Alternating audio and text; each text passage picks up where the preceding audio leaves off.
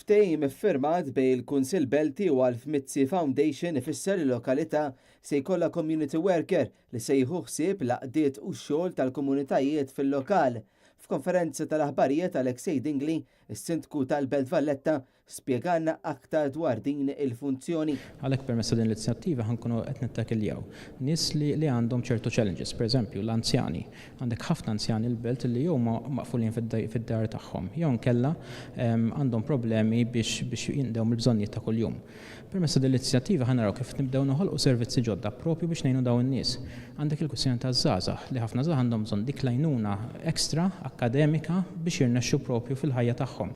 Din kienet kisba oħra mill-Kunsill Lokali tal-Belt Valletta kif il-Kunsill qed ikompli jġib aktar investiment lejn il-komunità Beltija fejn minn ftit jemilu diġà qed jiġu provdut servizz ta' trasport b'xejn lir-residenti.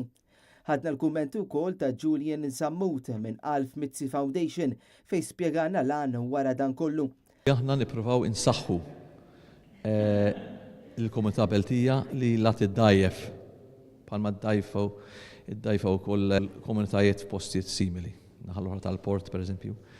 Importanti li kull belt ikollha soċjetà b'saħħitha u soċjetà ma tkunx aging biss, soċjetà fejn familji żgħar jistgħu jagħmru, fejn jistgħu jrabbu tfal, ġo ambjent tajjeb, ambjent san.